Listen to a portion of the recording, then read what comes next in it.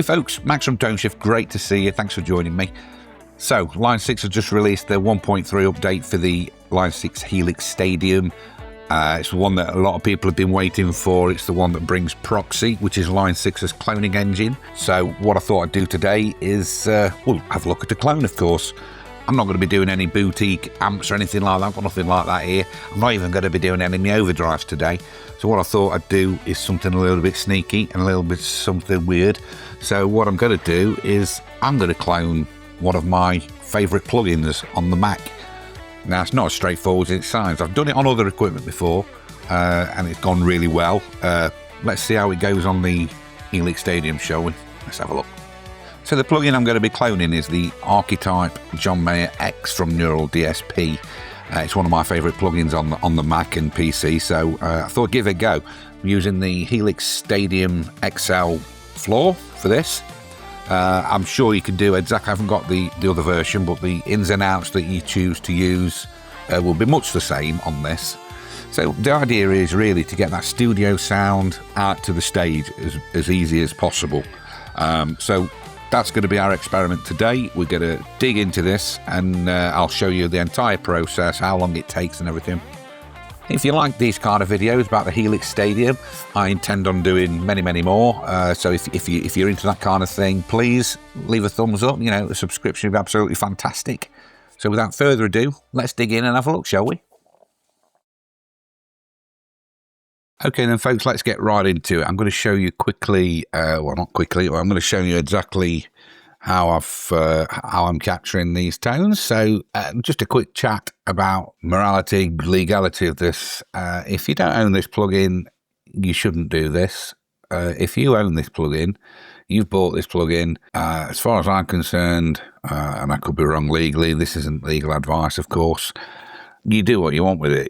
You can take it where you want, do what you want with it. You bought it. I don't think anybody should tell you what to do with it, and therefore I can't see the problem. There's no difference to this than cloning your Soldano in my eyes, but I'm sure Neural or somebody will have something to say about that. But in any case, let's see what we can do here then, shall we, folks? So the first place I start is with the plugin. So let's just consider how we're actually going to bring the audio in and out of the plugin.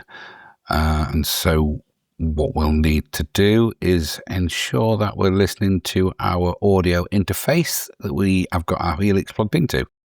And so the way to do that is to simply come into the settings part of the plugin. And this will be different for different plugins, of course, but this is the Neural DSP version. I'm keeping my sample rate nice and low. That really does affect the way that the actual plugin responds and the actual cloning process responds. So keep this as low as possible. We can go all the way down to 0.3, but anything under, 160, 192, it will certainly be fine. I'm going to keep, this is in stereo at the moment, I'm going to knock it into a mono. So what that does, it takes the doubler out of the equation. You don't have to do that, it's just something I do. Audio inputs will be input 1 on my particular audio interface, which will be the front input on the XIO from IK Multimedia, and then the outputs will be output 1. And if you look at my mixer, you'll see that I'm mirroring 1 and 2 out to 3, because I'm actually coming out of audio output 3, which we could do. We will quite simply do that. Just for simplicity, it's just 1 in, 1 out. It's mono, and that's that dealt with.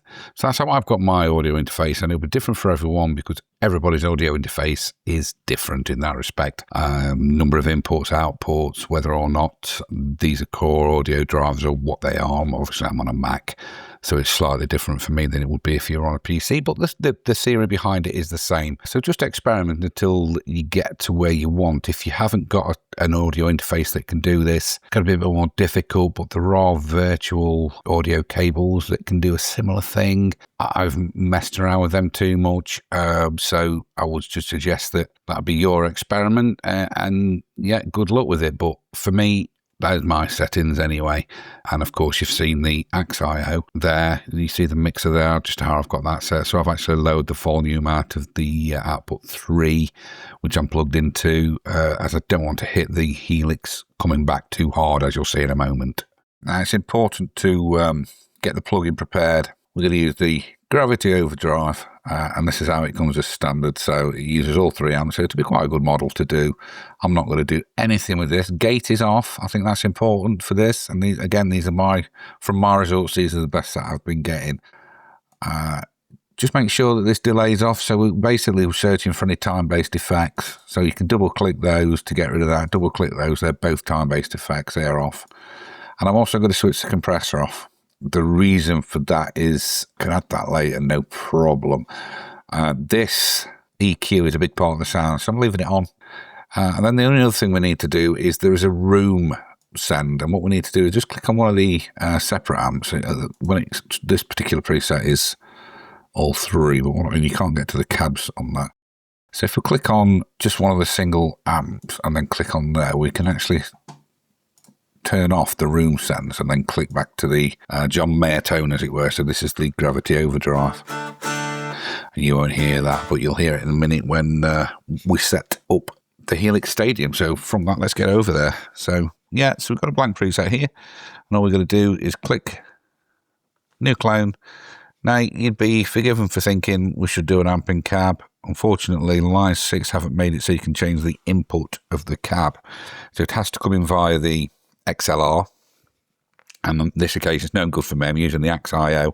I haven't got an XLR output. I haven't got a mic level output, essentially. So to get round that, and the best way, I have tried it with the XLR, by the way, and the results are not good. They're not where they should be, and I know this thing can do better than that. So I'm going to just clone the amp, go to this, and it'll give you this warning, load box required. Doesn't really matter in this occasion. We're not doing a real amp, but just be aware that if you are doing a real amp, you'll need a load box, bring it down, otherwise you can fry your Helix Stadium. So I understand, and there we go. Now this next part, this shows you how it wants you to actually cable it up. So instrument into the input of the Helix Stadium, which we've got. Send 4 goes out to my sound card, which in turn is connected to the PC or Mac, running the plugin, and then out of a spare output on your audio interface and into the return 4.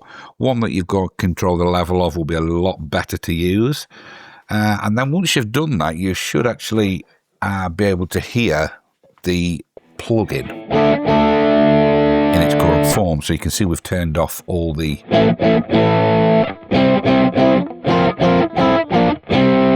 so there's no ambience or anything, it's just a straightforward amp and cab sound currently. And that's happy. We're going to turn off this cab because we don't need it. So we switch that off, and then this slider here, this is our gain. It's almost our mic gain. Now if you can see on there, we need to try and get the signal into the green.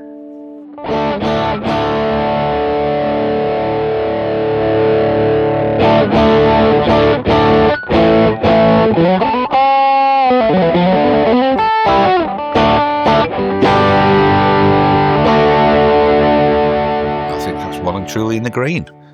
So that's it set up. It's ready to go. We're not going to do the cab thing. We know we've got the loop in place there. Next thing we do, we're going to hit next. We've hit next. We're going to name it. We're going to call this one JM test, because everything's called test, isn't it? It is on my gear anyway, because everything is tested. So once that's done, we'll click done. And then you can fill in this section if you want. So a lot of information you can put in there. And this is just basically like the notepad within the actual Helix amps and things, and your favourites, etc. So you can edit that at any point. Put the brand in, the product. So if you want, you could put Neural DSP Archetype John Mayer X, or whatever it is that they call this thing now. Yeah, Archetype John Mayer X. But that's entirely up to you. For this, we're not going to do that. We're just going to press that clone button. And when we press that clone button, it's going to make some weird noises. So let's click clone. And this usually takes around about 7 minutes. So what I'll do, I'll press the button and then I'll speed things up a little bit. So you don't have to sit through it, but you will. But you might be able to hear some of the pops and clips, which is more musical than some, I must say.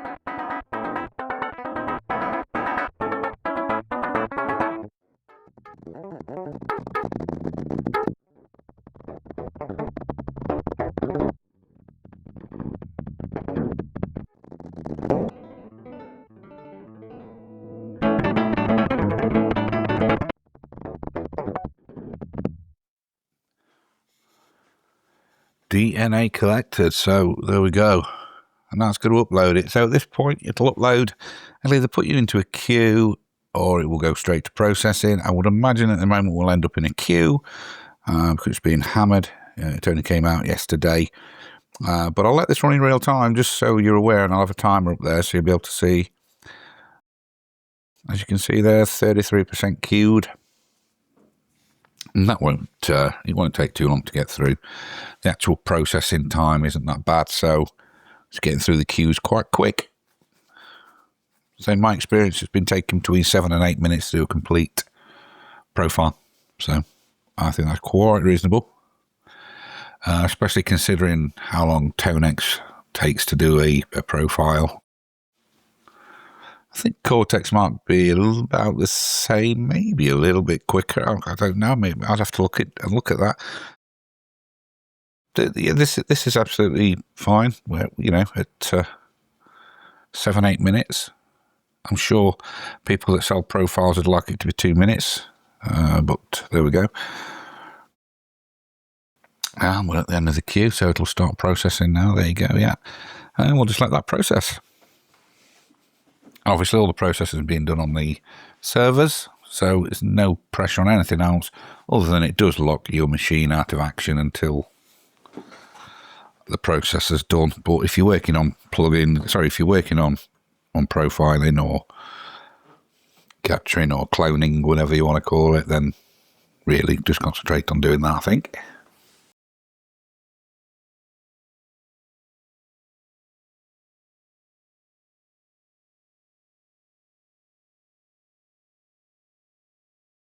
It's all done.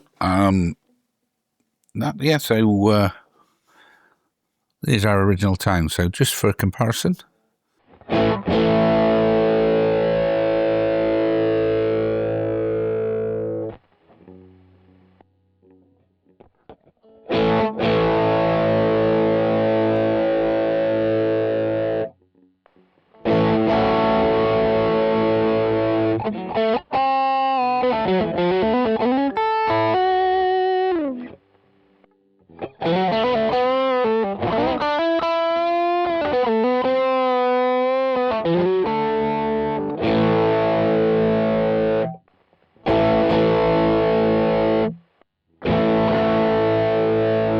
There you go.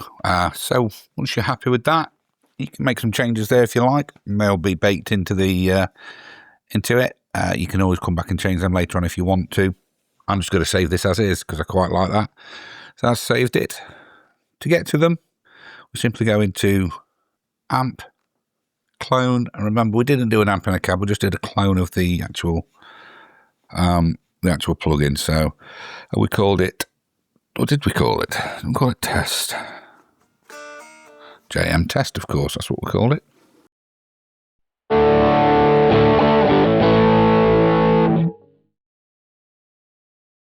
And that's your plugin.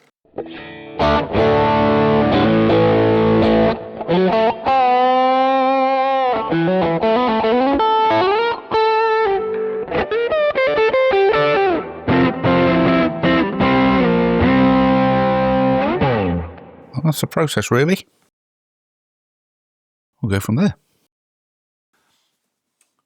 Okay, folks, so let's round it up, shall we? My final thoughts on it, really. I think the process itself is really, really easy. Align 6 has done a fantastic job of making sure that everything's really clear on the screen, as you'll have seen in that session that we've just done. The outcomes, there's a bit of work to go. Again, I've not got a microphone in front of an amp. The way that I've done this is probably almost shoehorning it to do something it probably wasn't designed to do. So I've got to bear that in mind with the results that I've got. But the results that I have got, I'm really impressed with. You know, there's absolutely no reason on earth why I wouldn't be able to take that clone out and use it in the live on a live gig at all.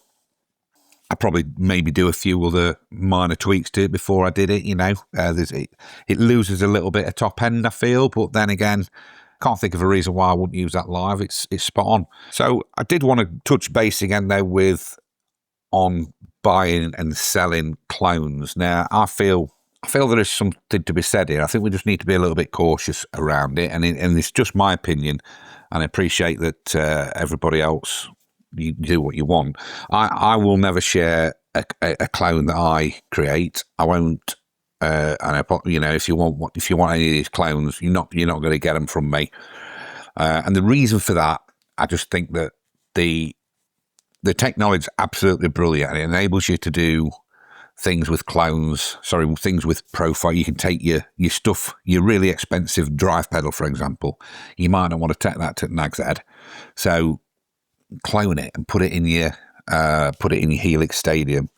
But then to go on and sell that, it's almost I think it's a little bit copyrighty, counterfeity. It doesn't sit well with me. Same again, for example, if I clone the entire John Mayer X plugin and started selling it, well, that's not fair. That's not fair on Neural DSP. It's borderline illegal, I would have thought, but I don't know about that. But it just doesn't sit right. I'd hate it if somebody did it to me. If I'd built an amp or a rotor plugin or something like that, and then went out and started selling it, I don't think it's right. Anyway, look, they're my thoughts on it. It's rambling, I know. Just as well, if you're thinking about buying some clones from the usual, YouTube sellers that do it, and don't get me wrong, they sound really good, by the way. They've done really good jobs of them. This is phase 1 of the rollout from Line 6. So next month, they might release 1.4, and the profiling through the cloning is going to be twice as detailed as what it is now. Now, are they going to update your clones? I'd just be a bit cautious at the moment about buying them again. It's your money, do what you want with it. Entirely up to you. Just my thoughts on it anyway. I'm going to move away from that. I'm sure you understand how I feel. So the next thing, the process is absolutely piece of piss. There's no problem with it at all. The only thing I've said that, and it's probably, I would like to be able to choose the input that I come back with. So I understand why they're using the microphone for the amp and cab, because they're expecting you to have a microphone. And it wasn't designed to do what I did with it today. But in any case, I would like to be able to choose the inputs and outputs that I use, but I'm sure there's a reason Line 6 has done what they've done, and it's probably beyond anything we'll understand. So in that case, we can let them off with that. I got around it, and I've got good results. So just remember, if you're going to do it, just use the amp. It still is detailed. It just doesn't use the mic input. In my experience, I could be totally wrong, but that's where I am with it. Yeah, I think Line 6, what they've done here, it puts this unit right at the top of the best, in my opinion. Now, there's no other unit on the market that I'm aware of that can do what Helix does. And I know you've got QC. I honestly don't think it's as good as Helix in terms of effects and amps, if I'm perfectly honest. I don't think it scores very highly on modelling. So it does rely a lot on captures. It's almost like a Kemper with a few models thrown in. And that's a diss in the QC. And I really do like the QC. The Fractal doesn't do it yet, so there's some Chinese products that kind of do this, but they've got their own way of doing things, and the modelling is nowhere near like this. There's nothing out there, in my opinion, that's built like this, has got a UI the same as this. It's so easy to use. You can just grab this, go out, and you get a sound within half an hour. You could put together a set list for a gig you're doing with this machine. Now, I'm totally convinced with that. Line 6 have really, really picked up the pace with pulling out the updates as well, and they've been working with the beta teams to make sure that the product that they're putting out is really, really robust and does what it needs to do. And like I say, having said that, this is the worst it'll ever be. It'll only get better from here. You look at the OG, when we first got that, it's totally different to what it is now, I think it's possibly, in my opinion, there's nothing else I would take on the road at the minute, unless it was like a little fly gig, and I'd probably take either the Quad Cortex or the AM4 or something for that. But if I've got room for this on a gig, I'm taking the Helix Stadium. So with that said, I think it's certainly good enough for my use case, the Proxy is, and I know, again, I'll say it again, it's going to get better. So are there any cons? I think there are. The first one springs to mind is it's very, very heavy DSP wise. Now, I've tested this. I can get 2 clones, 2 drives, a cab, maybe a chorus. And if I do that, I've used 1 entire line of DSP up there. So not as optimized as they could be, I would say. And again, it's the worst it'll ever be. They'll find a way to make that easier on the hardware, I'm sure. This is brand new for Line 6, so they're working their butts off, I suppose, trying to make it right for everybody. They had a bit of a sketchy start with it, like I've said before, but I think they've more than made up for that with these last couple of updates. Particularly, they've been really, really good. Any other cons? I think there was still a few reports on, especially on the higher gain clones, where there were a few artifacts on the higher register. I've had it a little bit. I don't tend to model high gain amps, as if you've seen any of my videos. I'm a bluesy type. I mean, this Dumble stuff that I've just done there, that's basically where I live in that kind of area. So it's not affecting me as much as some of the guys that are doing the heavier amps. But look, final verdict is absolutely knocked it out of the park. Line 6, well done. And yeah, I'm really looking forward to where they take this. I think there's a lot more to come. Listen, I'm going to wrap it up there. You've seen what I've done. If you want to know anything else, just ask. Just leave a comment for me. Subscribe if you've enjoyed this video. If you get anything from it at all, just subscription is absolutely great. Still really new at this, so I'm working hard to try and make a success of the channel. I can only do that if you help me out, so subscription would be fantastic. And again, I've got loads more videos coming on the Helix Stadium, as well as the Quad Cortex and the fractal stuff, and anything else you'd like to say. I'd love to hear from you. Just let me know. There'll be a deafening silence from that, of course, because nobody ever comes up with any ideas. Never does it. So again, thanks for joining me again today, and I'll leave you with this. I'll see you next time, folks. Take care. Cheers.